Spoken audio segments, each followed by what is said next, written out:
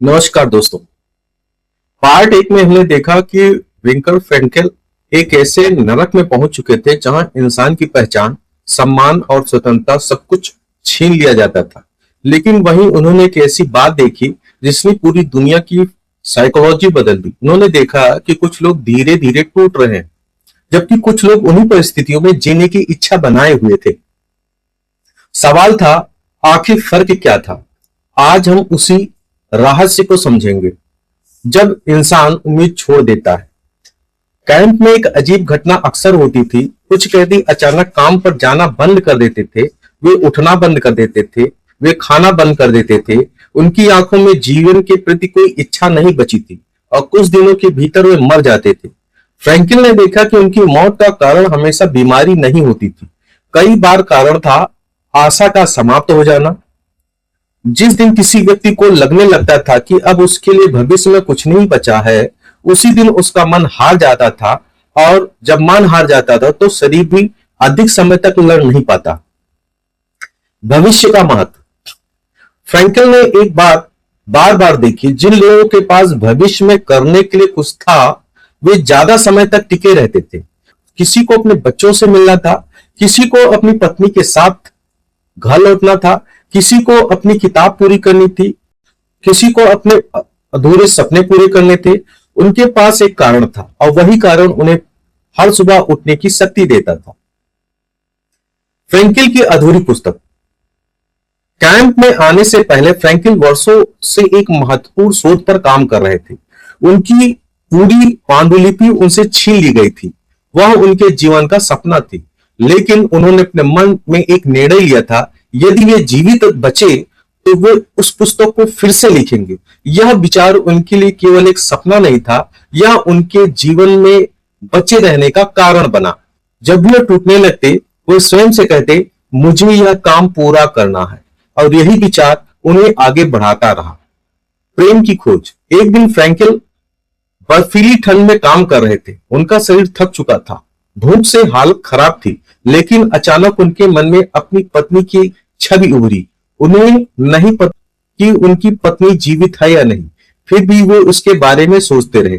उसी क्षण उन्हें एक गहरा सत्य समझ में आया।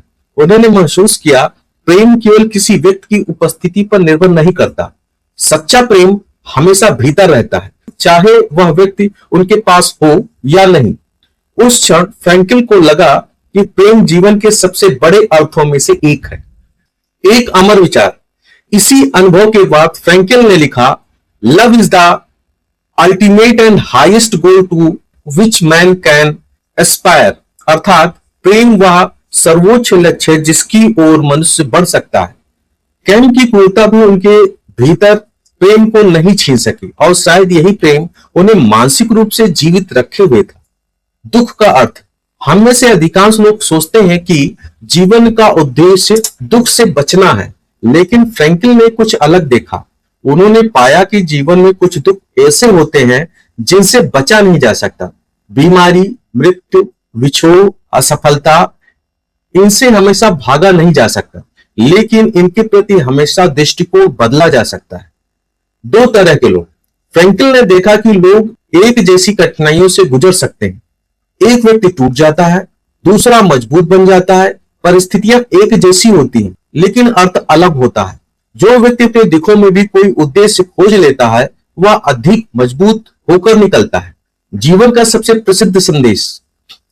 इसी अनुभव से फ्रैंकल उस निष्कर्ष पर पहुंचे जिसके लिए आज पूरी दुनिया उन्हें याद करती है। उन्होंने कहा, he who has a why to live can bear almost any how. अर्थात जिस व्यक्ति के पास जीने का कारण है, वह लगभग हर परिस्थितियां सह सकता है।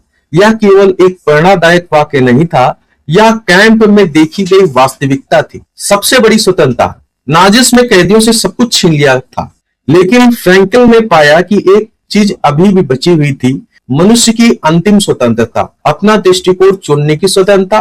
वे लिखते हैं, everything can be taken from a man but one thing. मनुष्य से सब कुछ छीना जा सकता है, लेकिन यह नहीं कि वह परिस्थिति के प्रति कैसी प्रतिक्रिया देगा। यही इंसान की अंतिम स्वतंत्रता है। एक नई खोज की शुरुआत। धीरे धीरे फ्रैंकलिन को समझ में आने लगा कि इंसान केवल सुख के लिए नहीं जीता, सिर्फ पैसे के लिए नहीं जीता, सिर्फ स्वतंत्रता के लिए भी नहीं जीता, वह अर्थ के लिए जीता है। जब जीवन में अर्थ होता है तो व्यक्ति कठिनाइयों के बावजूद आगे बढ़ता है।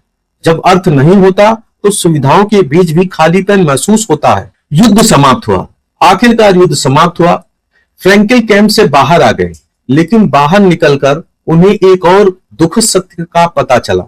उनकी पत्नी जीवित नहीं थी, उनके माता पिता भी नहीं रहे, उनका अधिकांश परिवार समाप्त हो चुका था। उन्होंने सब कुछ खो दिया था, लेकिन उन्होंने एक चीज प्राप्त की थी, जीवन की सबसे गहरी सोच। दोस्तों, कैंप के अनुभव ने विक्टर फ्रैंकलिन को यह सिखाया कि इंसान की सबसे बड़ी जरूरत सुख नहीं है, बल्कि जीवन का अर्थ है। लेकिन यहीं से उनकी यात्रा समाप्त नहीं होती है, बल्कि यहां से शुरू होती है। युद्ध के बाद फ्रैंकल ने एक नई मनोवैज्ञानिक पद्धति विकसित की, एक ऐसी थ्योरी जिसे दुनिया भर के लाखों लोगों की मदद की, जिसका नाम था लोजोथेरेपी, और इसका आधार था एक क्रांतिकारी विचार। मनुष्य की सबसे बड़ी इच्छा सुख नहीं बल्कि अर्थ है। पार्ट 3 में हम समझेंगे लोजोपैथी क्या है, एग्जिस्टेंशियल वैक्यूम क्या होता है, जीवन का अर्थ कैसे खोजें, और फ्रैंकलिन के अनुसार खुशी पाने का वास्तविक तरीका क्या है। यकीन मानिए, पार्ट 3 इस पूरी पुस्तक का सबसे महत्वपूर्ण और सबसे जीवन परिवर्तन भाग है। तो मिलते हैं दोस्तों पार्ट 3 में।